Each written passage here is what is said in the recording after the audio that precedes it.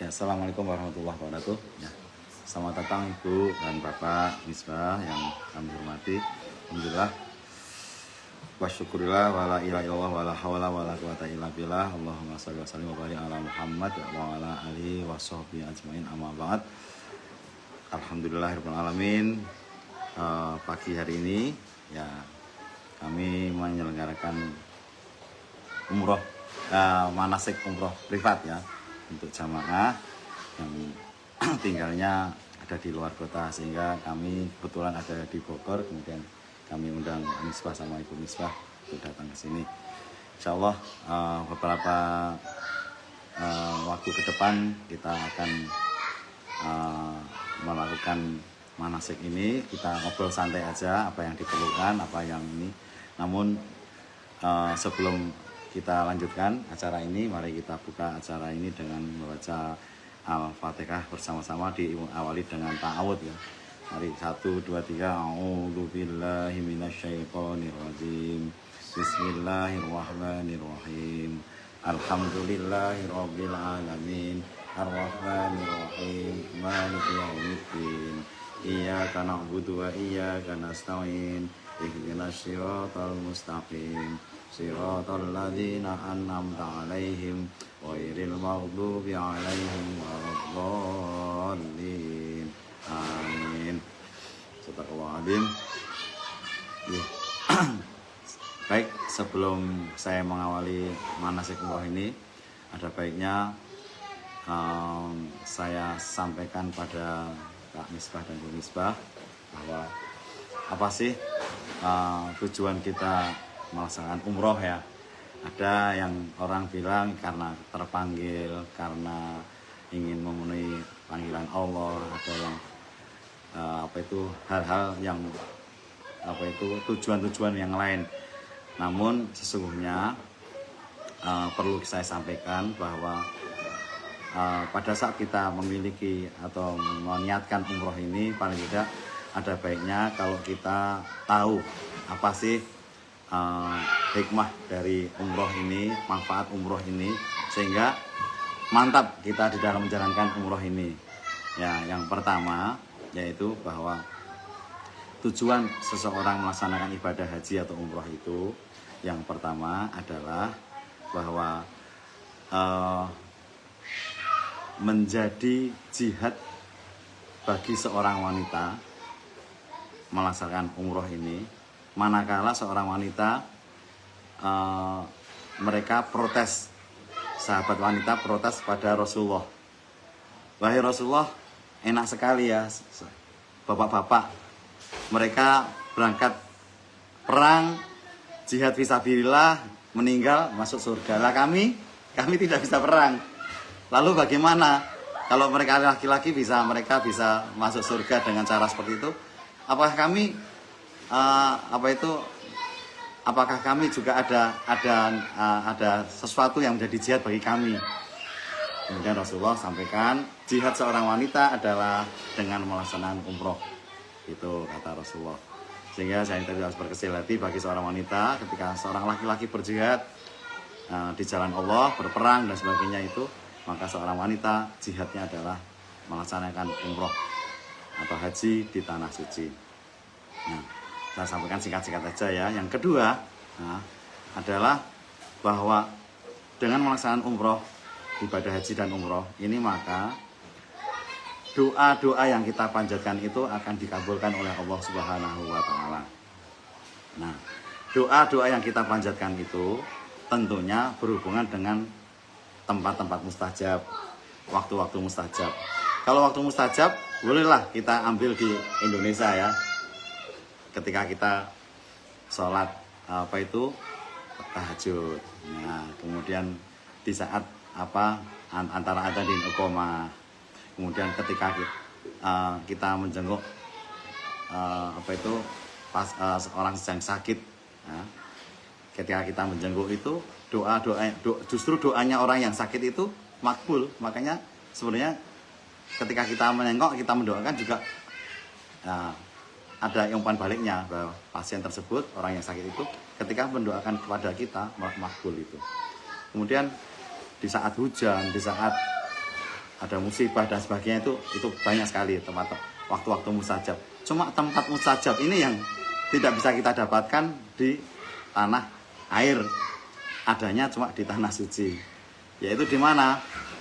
Ketika kita pergi ke tanah suci, maka tempat-tempat mustajab di samping waktu-waktu mustajab juga kita dapatkan di sana. Maka tempat-tempat mustajab itu yang pertama kali yaitu ketika kita berdoa di multazam. Multazam itu adalah antara Hajar Aswad, pojokan Hajar Aswad dengan pintu Ka'bah. Itu kira-kira 1,5 meter atau 2 meter itu. 2 atau 3 meter itu lebarnya itu. Kita berdoa di situ. Kalau di situ tidak bisa mendapatkan, maka kita mundur garis lurus dengan multazam. Kalau tidak kita dapatkan, niat aja kita untuk berdoa di multazam. Doa di multazam walaupun kita tidak sedang berada di persis depan multazam. Kemudian yang kedua di Hijr Ismail, ketika kita masuk di dalam Hijr Ismail. Tetapi saat ini masuk Hijr Ismail sangat sulit sekali sehingga kita hanya di bibir-bibirnya saja. Nah, kita di bibir Hijr Ismail itu. Hijr Ismail adalah lengkungan samping Ka'bah itu, yang mana dulu itu adalah bagian dari Ka'bah. Ketika kaum muslimin itu diperintahkan oleh Rasulullah untuk membangun Ka'bah, maka kemudian para sahabat menyampaikan, wahai Rasul, kalau kita membangun sesuai dengan apa yang aslinya bentuk Ka'bah, di mana itu kotaknya persegi panjang, dana kita nggak cukup. Tetapi cukup ketika kita pakai dananya orang-orang Quraisy. Jangan, orang-orang kafir Quraisy, jangan. Kita sesuai dengan dana yang kita punya saja. Oleh karena itu kemudian dibangunlah Ka'bah itu kubus, kotak persegi panjang sama persis, tetapi yang persegi panjangnya itu dibuat dalam bentuk lengkung itu. Maka kemudian ketika Siti Aisyah itu minta izin pada Rasulullah untuk wahai Rasul, aku pengen masuk ke dalam Ka'bah. Aku pengen berdoa di dalam Ka'bah. Engkau cukup berdoa di Hijr Ismail, itu sama dengan Ka'bah gitu. Nah, kemudian di mana lagi tempatnya mustajab? Yaitu di Safa dan Marwah. Tapi Safa dan Marwah itu bukan tempat yang dimana ketika kita datang ke Masjidil Haram, kemudian kita ke Safa kita berdoa, ke Marwah kita berdoa, itu mustajab, tempat mustajab itu tidak. Tapi itu menjadi tempat mustajab ketika kita sedang melaksanakan umroh. Nah, kita keluar dari kota Mekah, kita melaksanakan ambil mikot di Tanim, Jirona, kemudian kita berangkat lagi masuk ke Mekah, kemudian kita melaksanakan umroh, maka ketika kita sa'i itu kita berdoa di situ menjadi tempat yang mustajab. Nah, kemudian ketika kita di Madinah tentunya ya di Raudhah, yaitu di Taman Surga. Raudhah itu luar biasa ya. Taman Surga itu adalah tempat yang mustajab untuk berdoa dan itu diperebutkan oleh berjuta-juta manusia. Mereka ingin masuk ke Raudhah itu yang dulu dengan cara berebut, sekarang gara-gara Covid dibatasi, yaitu dengan cara kita diberikan izin lewat nusuk, bisa aplikasi, bisa kita secara kolektif kelompok ketika kita berangkat haji, ketika berangkat umroh itu kita sudah mendaftarkan untuk nusuk di ini bersamaan dengan ketika kita ambil visa dan sebagainya. Nah, tetapi lagi ini juga untung-untungan. Kadang-kadang ada travel tertentu yang tidak mendapatkan jatah ke sana. Ya nanti mudah-mudahan kita berdoa aja, mudah-mudahan kita nanti bisa dapat. Tapi kalaupun tidak, caranya dengan cara kita,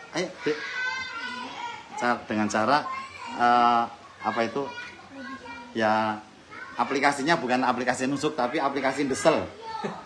Jadi begini, kalau ada rombongan panjang orang Indonesia, kita ikutan di belakangnya. Nah, ketika kita di belakang, putri juga bisa, cuma jangan banyak-banyak, berdua saja, begitu loh. berdua saja atau bertiga. Belum tentu nanti yang kedua, yang ketiga itu bisa lolos.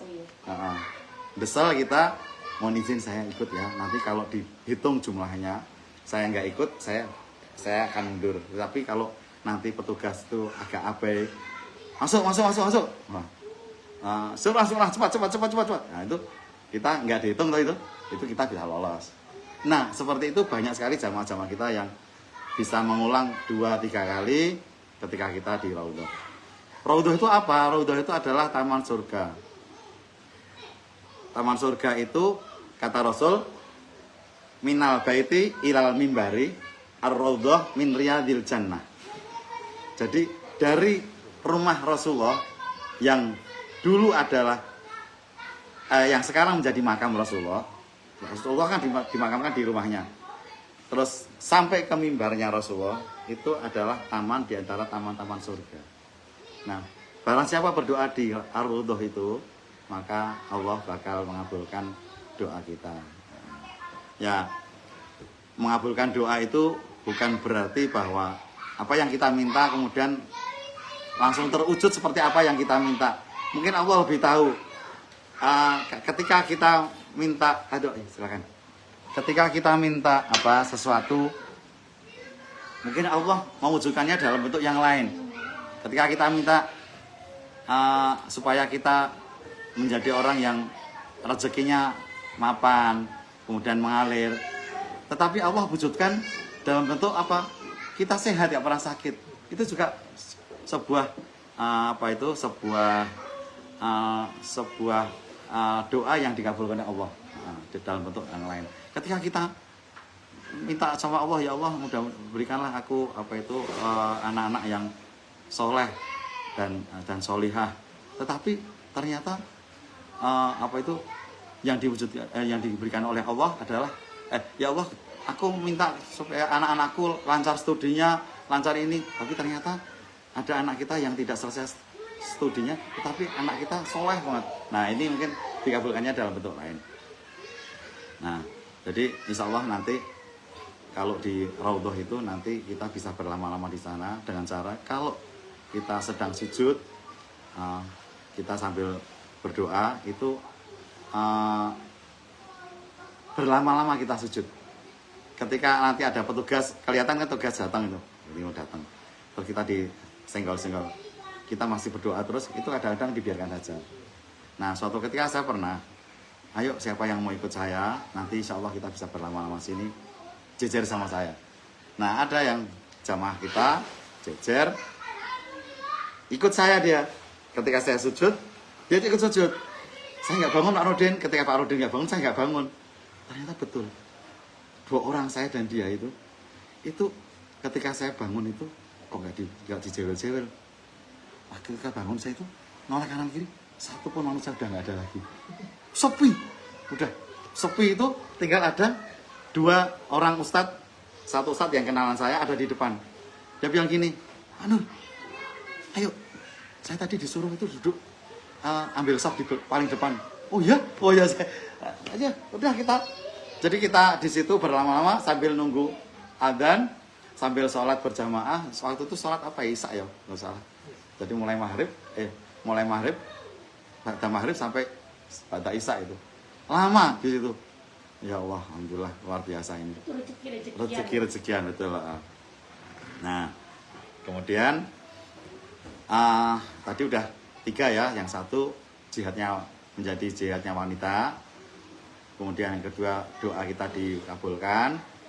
Yang ketiga ini dosa-dosa kita diampuni. Nah, bagaimana caranya supaya dosa-dosa kita diampuni?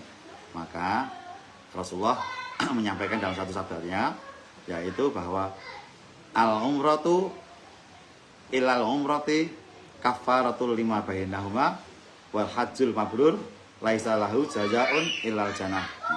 Bisa ngulangi? Insyaallah nanti hafal ya. nanti mudah-mudahan nanti. Jadi al-umratu ilal umrati, dari umroh satu ke umroh yang berikutnya, kafaratul lima bainahuma, yaitu penghapus dari keduanya, penghapus dosa dari keduanya. Wal hajjul mabrur, Dan haji yang mabrur itu laisa lahu jazaun, tidak ada balasannya ilal jannah, kecuali surga.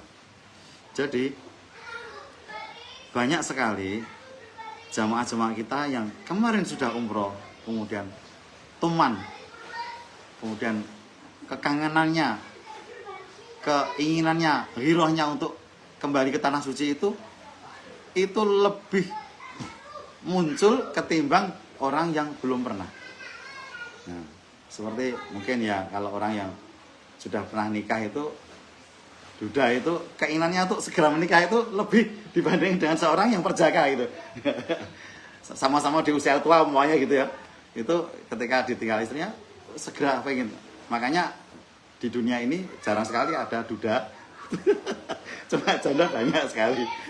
Karena tidak sempat menduda lama, kemudian sudah punya lagi. Nah, itu ibaratnya seperti itu, bahwa seseorang yang sudah pernah merasakan bagaimana nikmatnya ibadah di tanah suci itu kepengen terus lagi, pengen terus lagi. Maka kemudian Rasulullah pun juga memberikan contohnya seperti itu, bahwa kalau kamu ingin dosa kamu antara umroh yang satu yang kemarin dengan yang umroh yang nanti akan dilaksanakan itu kita dihapuskan dosanya, ya, seperti itu. Ya. Kemudian yang ketiga, apa hikmah yang keempat kita melaksanakan umroh? Hikmah yang keempat itu adalah, nah ini agak serem nih, mati di tanah suci itu disunahkan. Nah, haji sekarang ini menjadi catatan keras bagi pemerintah Indonesia, tentunya Kemenak. Yang mencatat adalah, iya betul, yang mencatat, yang mereka memperhatikan, pemerintah Arab Saudi itu memperhatikan Indonesia kok banyak sekali yang mati, rupanya banyak sekali yang diloloskan. Sebentar. Halo Ma, ini lagi tanggung rekam Facebook saya. Ya, oke. Assalamualaikum. Nah, dan apalagi jamaah haji kita baru di pesawat sudah meninggal. Belum sampai sudah meninggal. Baru sampai nggak lama kemudian belum melaksanakan umroh sudah meninggal. Karena ya jamaah kita kan tua-tua. Jadi sebenarnya bukan abai di dalam manis tatoa ilai sabila, abai di dalam kemampuan untuk sampai ke sana, untuk menentukan siapa yang boleh ke sana, dianggap mampu atau tidak mampu, tidak. Tetapi karena jamaah kita itu banyak yang tua-tua, daftar tunggu yang lama itu kan menjadikan mereka bisa berangkat ketika usia tua. Nah ini jadi tekanan keras nih, wah ini kasihan nanti kalau seandainya nanti sampai dipotong jatah kuotanya ini. Nah, dan memang juga banyak jamaah umroh yang sudah sepuh-sepuh itu memang punya niat pengen meninggal dunia di tanah suci. Karena apa? Keuntungannya apa itu hikmahnya? Seseorang yang meninggal dunia di tanah suci itu, maka dia akan dicatat oleh Allah pahala umroh sampai hari akhir. Jadi umroh terus, setiap saat pahalanya dia umroh terus.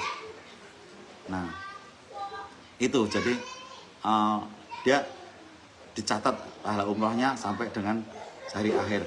Maka kalau kita nanti melihat di tanah suci di Mekah, setiap kali waktu sholat, baik menjelang waktu sholat 5 waktu atau setelahnya, itu banyak sekali jenazah yang dibawa pakai mobil golf itu. Nah, di belakang itu ada jamaah, ada jenazah yang ditutup rapat, ada jamaah yang kelihatan wajahnya. Nah, dan tidak pakai tutup kepala, hanya sebatas gini. Itu apa itu? Itu karena jamaah yang tertutup rapat itu berarti beliau sudah melaksanakan umroh dan selesai, sudah tahallul. Nah, tetapi jamaah yang masih dibuka seperti ini, itu kan larangan bagi seorang laki-laki itu untuk menutup kepala kan, kalau kita niat umroh sampai dengan tahallul, itu kita tidak boleh menutup kepala. Nah itu karena belum selesai umrohnya, nah, dalam posisi dia sudah niat belum menyelesaikan umroh, maka meninggalnya pun diperlakukan seolah-olah dia belum menyelesaikan umroh. Tetapi pahalanya dicatat oleh Allah sampai hari akhir nanti, memulai dicatat pahala umroh sampai hari akhir. Itu yang keempat. Yang kelima, ya, bahwa seseorang yang melaksanakan atau memenuhi panggilan Allah ke tanah suci atau berhaji atau berhaji ataupun berumroh, itu maka Allah akan ganti dengan pahala atau dengan rezeki yang banyak, ya, dengan rezeki yang melimpah, ya. Buktinya bahwa di dalam doanya ketika kita haji itu Allahumma ij'alhu hajjam mabrura, ya Allah jadikanlah haji atau umrohku yang mabrur, wa sa'i yang maskura, dan sa'i yang diterima, wa dzamba maghfura, dan dosa yang diampuni, wa amalan sholihan makbulan, dan amal soleh yang diterima, wa tijaratan lan tabur, dan usaha yang tidak merugi. Kalau besok biasanya ordernya itu 1 bulan, 2, 3, besok insya Allah pulang umroh ordernya 2 kali lipat, amin. Mudah-mudahan seperti itu. Karena apa? Karena ya Allah, aku memenuhi panggilanmu, aku sudah mengeluarkan biaya sebanyak ini, maka Allah pasti akan mengganti aku dengan rezeki yang banyak. Nah seperti itu, pasti Allah akan mengganti dengan rezeki yang banyak. Karena tijarah lan tabur itu sebenarnya kan usaha yang tidak merugi. Di sini dimaksudkan adalah bahwa di dalam tijarah lan tabur itu kita ketika kita melaksanakan umroh atau haji itu sesungguhnya kita sedang berdagang dengan Allah, bukan berdagang di jalan Allah. Kalau berdagang di jalan Allah, Mas Misbah ini jual beli yang jujur, ikhlas, tidak menipu, itu insya Allah itu sudah berjalan berdagang di jalan Allah, ya. Jujur, kemudian kita katakan apa adanya, kualitas barang seperti ini, itu jujur. Bagaimana Rasulullah juga berdagang dengan jujur. Tetapi kita ini berdagang dengan Allah. Ya Allah, aku lepaskan dana segini, engkau Allah akan gantiku dengan lebih banyak. Nah seperti itu, percaya aja. Bismillah ya. Yang terakhir, bahwa hikmah umroh atau haji ini, kita akan mendapatkan pahala umroh ketika kita melaksanakan sholat 2 rakaat di Masjid Quba, masjid yang pertama kali dibangun oleh Rasulullah SAW, yaitu Masjid Quba, di mana hadisnya berbunyi seperti ini, bahwa barang siapa yang mendatangi Masjid Quba dengan berwudu lebih dahulu atau bersuci lebih dahulu di tempat tinggalnya atau di hotel, maksudnya begitu ya, dan melaksanakan sholat 2 rakaat diawali dengan Al-Ikhlas, Al-Kafirun, dan diakhiri dengan rakaat terakhir adalah surat Al-Ikhlas, maka dia akan mendapatkan ka'ajri umratin, dia akan mendapatkan pahala seperti pahala umroh. Wah ini luar biasa kan ya. Jadi wes umroh untuk pahala umroh lagi. Sudah dapat pahala umroh, ini pahala seperti pahala umroh lagi. Ya ini luar biasa. Jadi bismillah ya, insya Allah niat hati sudah tekad bulat, kita ingin melaksanakan ibadah umroh ini, ya walaupun dengan biaya yang tidak bisa dibilang tidak sedikit ya, sebanyak itu tuh artinya luar biasa, dana yang kita cari itu luar biasa.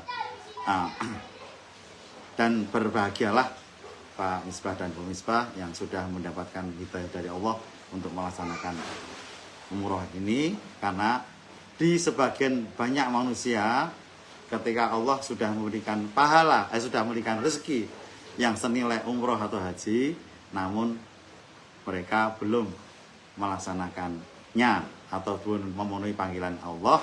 Karena apa? Karena merasa aku kan belum terpanggil. Padahal Allah Subhanahu wa taala itu sudah memanggil kita. Ya. Memanggilnya lewat apa? Lewat surat lewat Nabi Ibrahim yang tertera dalam surat Al-Hajj ayat 27. Ya, wa adzin fin nasi bil haji ya'tu karijalan ala kulli dhamirin ya'ti min kulli fajjin amik.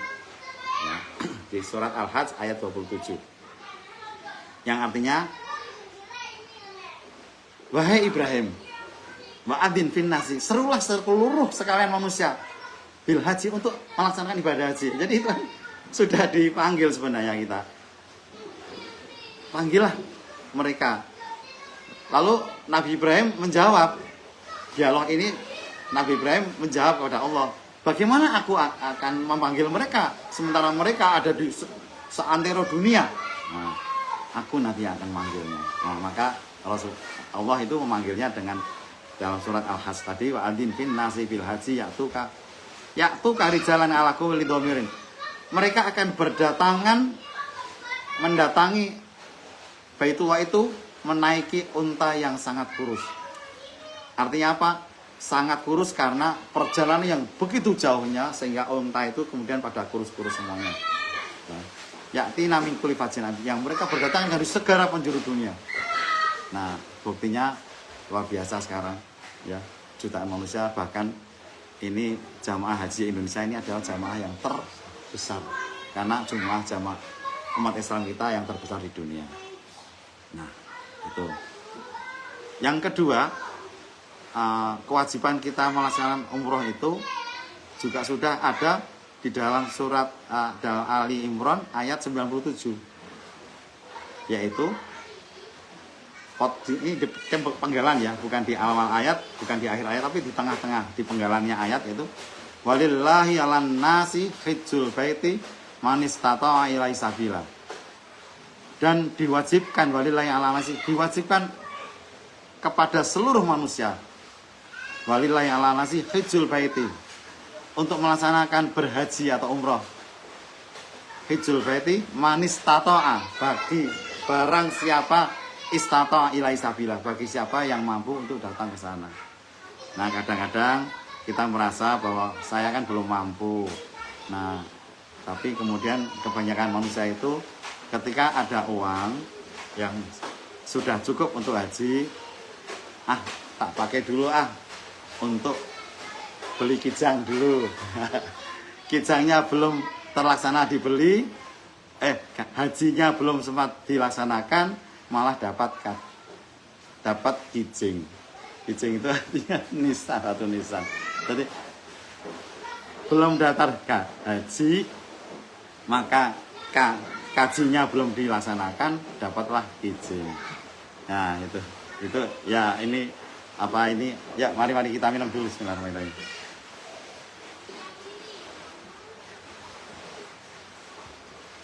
Ya. Jadi itu ada 6 hal tadi ya yang menjadikan umroh kita atau menjadi motivasi kita untuk melaksanakan umroh itu. Yang pertama adalah jihad bagi seorang perempuan yang melaksanakan umroh itu. Yang kedua adalah doa-doa kita akan dikabulkan oleh Allah. Ud'uni astajib lakum, berdoalah kalian, aku bakal akan mengabulkan doa tersebut, doa kalian. Kemudian yang ketiga adalah bahwa dosa-dosa kita akan diampuni antara umrah satu dan umrah yang berikutnya. Ini kafaratul lima bainah, kafarat penghapusan dosa. Yang keempat adalah bahwa mati di tanah suci itu disunahkan. Kemudian yang kelima itu, insyaallah kita akan mendapatkan rezeki ganti yang berlipat ganda. Kemudian yang keenam adalah ketika kita sholat di Masjid Quba, kita akan mendapatkan pahala seperti pahala umroh. Haji umrohin. Sampai di sini mungkin ada pertanyaan, cukup kita lanjut ya. Oke, baik ya. Jadi ini tadi adalah rumit tentang bagaimana kita untuk memantapkan hati kita ketika kita akan melaksanakan umroh nanti. Maka berharap bahwa semua apa yang menjadi hikmah tadi itu semuanya akan kita dapatkan semua. Ya, walaupun yang nomor 4 itu ya jangan dulu ya, Ya, yang nomor 4 itu jangan dulu bahwa kita nggak ambil, kita masih muda ya, nggak akan ambil yang nomor 4 dulu. Saya kadang-kadang berseloroh, ini travel saya menerima pendaftaran yang nomor 4 itu. Kok gak ada yang daftar? Gratis. Okay. Nah, kemudian ya kita lanjutkan ya, setelah kita mengetahui hikmah-hikmahnya itu, maka kita akan mempelajari manasik umroh.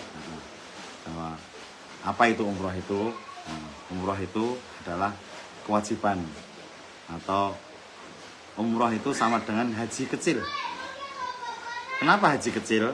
Karena segala sesuatunya persis hampir sama, hanya ada yang berbeda, yaitu ketika haji itu ada wukuf di Arafah, kemudian ada di Musdalifah, ya, bermalam di Musdalifah, kemudian ada berdiam diri di selama 3 hari di Mina, melempar jumroh Aqobah, ula wasa Aqobah sampai 3 kali, kemudian diakhiri dengan tawaf ifadah. Nanti kalau sudah daftar haji, yang ini nanti lancar, nanti cair nanti insya Allah. Tapi kalau kita masih jauh dari itu nanti memang untuk yang haji ini betul-betul harus dicermati apa itu menjadi rukun-rukunnya, menjadi wajibnya haji. Ada wajib, ada rukun haji. Di mana wajib itu adalah rukun itu adalah sesuatu amalan ibadah yang sekiranya ditinggalkan maka dia tidak sah. Kita haji, tapi kita nggak datang ke Arafah karena kita terganjal tidak dapat tasrih, izin masuk ke Arafah.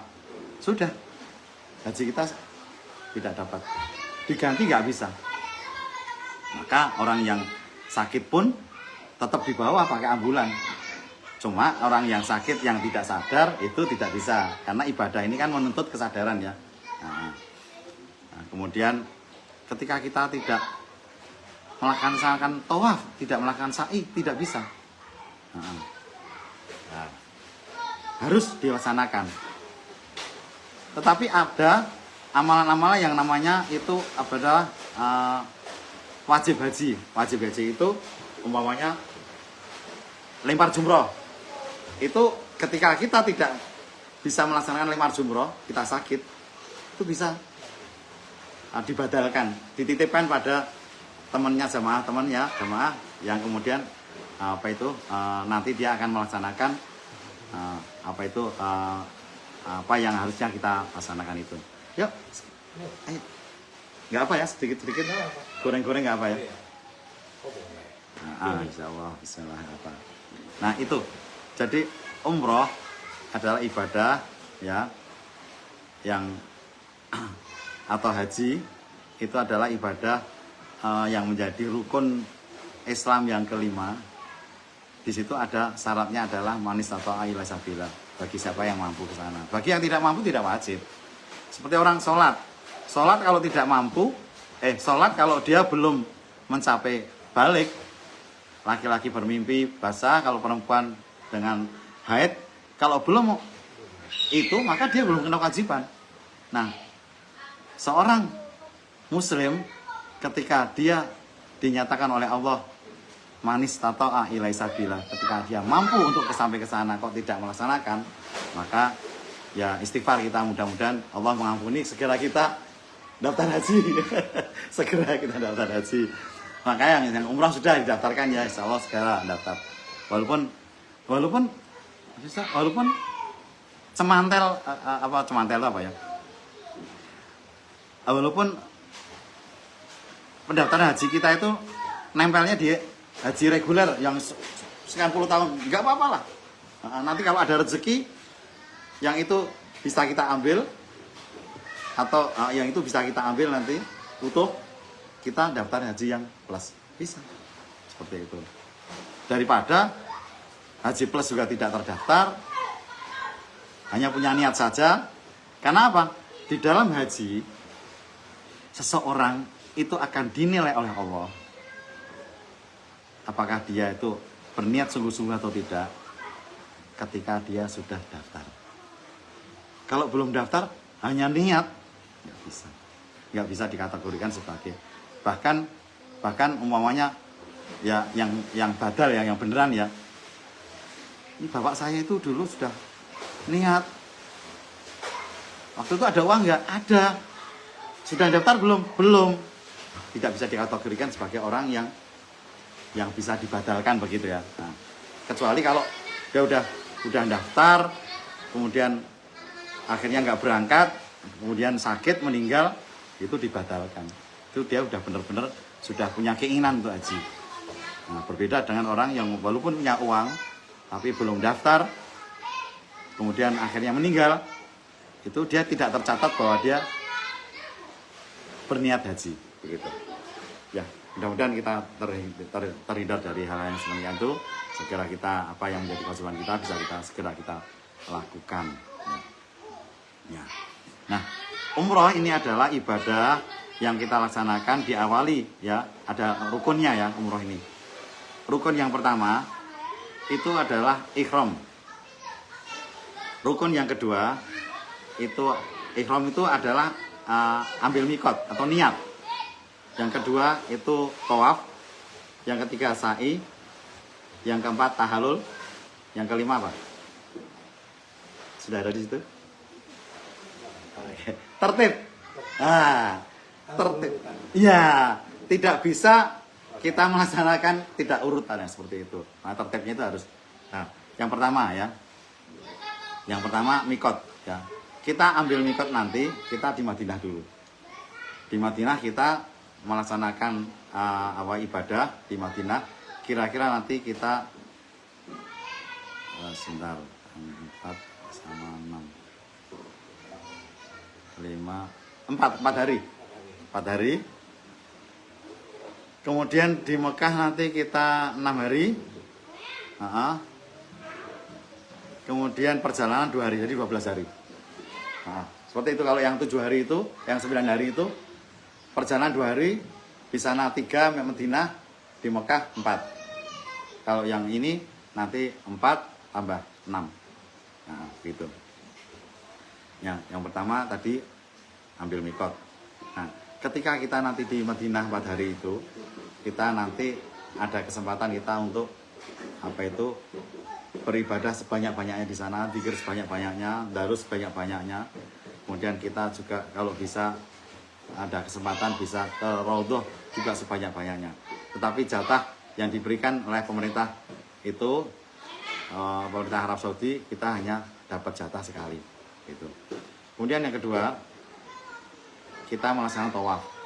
Ketika kita nanti sudah ambil niat ihram, ya, itu kita sudah melaksanakan mandi, sudah melaksanakan bebersih, ya.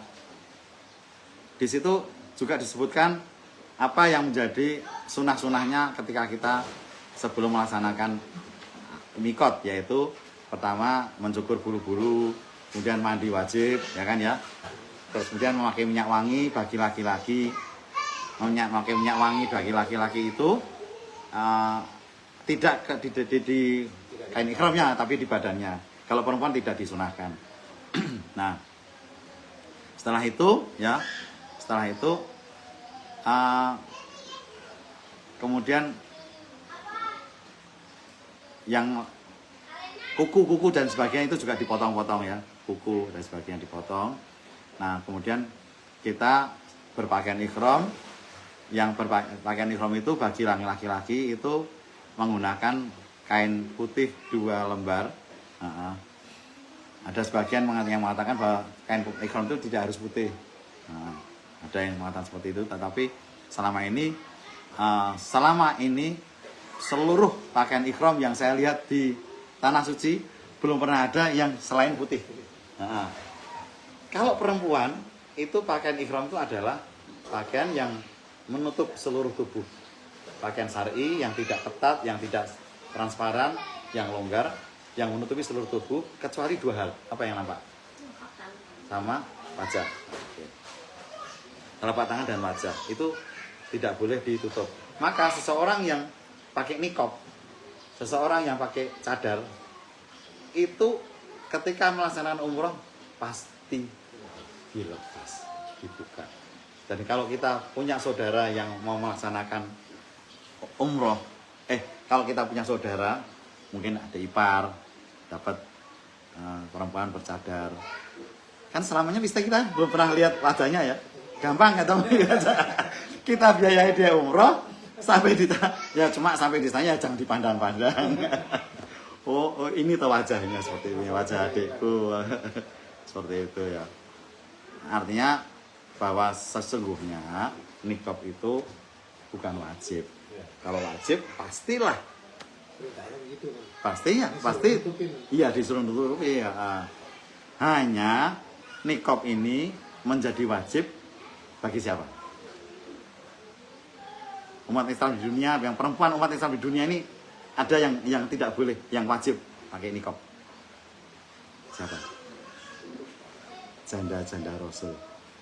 Nah, setelah Rasul meninggal wajib pakai, supaya tidak menjadikan fitnah. Nah, tetapi ketika Rasul masih ada, mereka tidak pakai niqab. Justru ketika Rasul meninggal wajib mereka pakai niqab. Nah, seperti itu. Baik. Nah, telapak tangan juga tidak boleh, maka tidak boleh pakai kaos kaki. Yang laki-laki, apa ininya larangannya? Larangannya bagi laki-laki itu mulai dari bawah atau dari atas dulu ya, tidak boleh menutup kepala. Kemudian memakai kain yang tidak berjahit, termasuk kita nggak boleh pakai daleman.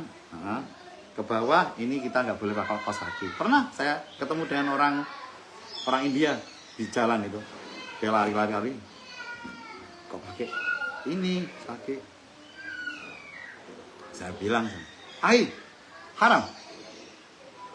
Haram. Wallahi. 3 kali dia tanya, wallahi. Dibuka sama dia. Baru dibuka sama dia. Dia nggak tahu dia. Nah ini nggak boleh seperti itu. Nah kemudian tadi sunahnya bahwa kita sudah setelah kita sudah melaksanakan sesuai dengan apa yang menjadi aturan itu tadi, laki-laki 2 helai, kemudian perempuan tidak menutup wajah dan telapak tangan. Nah maka untuk yang perempuan untuk menjaga supaya ini lengan itu tidak kelihatan, coba Bais kalau ke atas, nah kan kelihatan toh. Nah ini harus pakai deker. Iya, pakai. Gitu. Supaya kemudian kalau kita wudhu di tempat yang umum itu kelihatan orang laki-laki lewat, ya jangan sampai dibuka gini. Karena wajib pakai kaos kaki gitu. Kalau perempuan wajib pakai kaos kaki. Nah, yang bisa menggunakan itu ya, apa namanya yang semprot itu? Itu kalau misalkan darurat itu ya. Iya. Yang apa namanya? Spray. Untuk wudhu ya, untuk itu sampai mengalir air baru kita bisa kalau itu. Misalkan darurat gitu, jauh ke ke tempat wudhu gitu. Ya, saya kalau mau tidur aja. Nanti begitu ada dibangunin orang, saya gini. Orang-orang ada ketawa itu. Mereka asing ya, kita kok melihat. Kita suruh wudhu sana. Kalau saya ke sana, wudhu sana, ini sudah mau mulai azan, sudah mulai qomat. Semprot aja saya. Sampai mengalir. Semprot lagi sampai mengalir. Pokoknya yang penting ngalir karena sini juga seperti. Yang ini cukup di atasnya aja. Berarti kalau perempuan nggak harus buka kaos kaki kan? Cukup ini. Ya. Kaos kaki. Ya. Nah. Ya, jadi sekalian ini ya. Sekalian tadi urutannya tadi bahwa untuk perempuan. Kemudian apa sih yang menjadi ketika kita sebelum kita ambil mikot itu larangan-larangannya bagi laki-laki maupun perempuan tadi sudah kita sampaikan. secara umum sekarang, larangan yang secara umum adalah bahwa ketika kita sedang berumroh atau berhaji, maka Allah sampaikan dalam Al-Quran itu wala rafasa wala jida wala rafasa wala fusuqa wala jidala fil hajj. Dan janganlah kalian berbuat rafas. Rafas itu berkata yang mengarah pada menimbulkan birahi. Umpamanya ya gojek-gojekan, malah masalah hubungan suami istri dan sebagainya, itu kan menjadikan kita birahi kita nanti menjadikan seperti itu, birahi kita ada birahi itu, maka kita tidak diperkenankan oleh Allah kalau kita ingin melaksanakan haji atau umroh kita itu diterima oleh Allah, itu wala rawasa wala fusuko, dan janganlah kalian merusak, berbuat fasik, yang nendang sesuatu, kemudian ini mencabut hulu, kemudian mencabut pohon dan sebagainya, nggak boleh itu, ngerusak nggak boleh. Wala jidala fil hajj, dan janganlah kalian itu wala jidala, dan janganlah berbantah-bantahan. Kadang-kadang suami istri itu sering ya justru orang akan berdebat dengan orang yang paling dekat. Nggak mungkin dia berdebat dengan orang yang jauh. Nah, hati-hati. Hati-hati, ini dijaga terus. Jangan sampai kalau mamanya istri agak kencang itu ya suami ya. Kita yang calling down itu. Begitu juga kalau suami agak kencang ya kita jangan sampai kita berdebat. Kemudian menjadikan kita berbantah-bantahan, itu juga akan mengurangi kemabruran umroh kita, mengurangi nilai ibadah kita. Bukan membatalkan, tidak membatalkan. Nah, kemudian larangan yang berikutnya lagi apa? Larangan berikutnya lagi tidak boleh berjumpa, tidak boleh berhubungan, kemudian tidak boleh menikah, tidak boleh meminang atau dipinang. Kita berpikir mungkin emang siapa yang mau meminang? Yo ada loh orang yang memanfaatkan momentum ketika umroh, boleh meminang, asalkan yang mulai dari ambil mikot tadi sampai dengan tahallul diselesaikan, baru nikah, baru meminang. Di tengah-tengah ini kemudian dia meminang, nggak boleh. Mau menerima pinangan juga nggak boleh. Nah, seperti itu. Kemudian berhubungan, mana mungkin ini. Bisa jadi seseorang yang sedang berhaji ya, kemudian dia belum tahallul, pulang ke hotel, nah siapa tahu ya kan. Nah, makanya itu dan itu bisa diganti, kena dam, damnya sangat berat sekali, onta. Iya, sangat berat sekali. Nah, dam itu kan kena dam itu adalah darah, jadi mengalirkan darah, nahar. Jadi kalau kita melanggar, supaya kita akan sah umroh kita kalau kita membayar dam. Nah, cuma kalau kita nggak tahu, itu baru nggak sengaja, nggak sengaja kok berhubungan, nggak mungkin. Nah, kemudian sunah-sunah yang lainnya, sunahnya ketika kita umroh itu ya tentunya tadi pakai minyak wangi tadi yang untuk laki-laki. Tapi kalau saya tidak pernah, saya khawatirnya nanti ya, walaupun itu prinsipnya adalah minyak wangi bukan ke baju tetapi ke badan, tapi saya nggak, takutnya nanti membawa minyak wangi kemudian nanti menjadikan kita melanggar aturan-aturan. Nah, kemudian tidak boleh pakai minyak wangi dan sebagainya itu. Cuma ada pendapat lain, minyak wangi itu kan sesuatu yang dipakai ke tubuh kita atau ke pakaian kita. Nah, terus kalau sabun kan ya wangi, tapi kan bukan minyak wangi, bukan sesuatu yang untuk pakaian kita. Itu kan sesuatu yang untuk bebersih. Tapi terus sikat gigi juga seperti itu. Walaupun itu juga wangi dan sebagainya. Cuma ya sejauh ini saya melaksanakan umroh dan haji itu yang hal itu dihindarkan semua. Sabun dan sebagainya. Tapi kalau sekiranya kita kadang-kadang nggak bisa, sering peliket atau apa, sering berminyak, pengen bersih ya belinya sabun yang tidak ada wanginya, itu bisa. Seperti itu. Nah, setelah kita melaksanakan apa itu tadi sunah-sunahnya, kemudian urutannya apa yang menjadi larangan sudah kita hindarkan tadi, maka kita bersama-sama pergi ke Bir Ali yang dahulu namanya Zul Hulaifah. Di sana di Masjid Bir Ali itu kita sholat 2 rakaat atau sholat apa saja atau sholat wajib. Yang penting bahwa Bir Ali itu adalah tempat yang berkah. Jangan sampai kita tidak melakukan ibadah apapun di sana. Jadi kalau di sana kita pas masuk waktunya sholat, ya, bisa kita tahiyatul masjid, boleh kita sholat duha, boleh kita sholat yang lainnya, dan tidak perlu diganti dengan surat-surat yang lainnya. Kalau sudah seperti itu cukup nggak apa. Yang penting ada sholat. Ya. Setelah itu kita berdoa, ambil mikot. Ambil mikotnya boleh sendiri-sendiri, tapi afdolnya supaya lebih terjaga, kita ambil mikotnya di bis. Saat kita bersama-sama di dalam bis akan kita sampaikan bersama-sama seperti itu. Dan kita sampaikan bersama-sama, yaitu doanya itu di situ.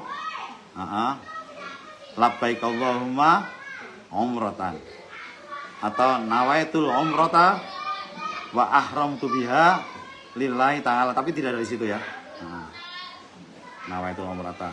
Nah, mari kemudian setelah itu kita membaca talbiyah bersama-sama.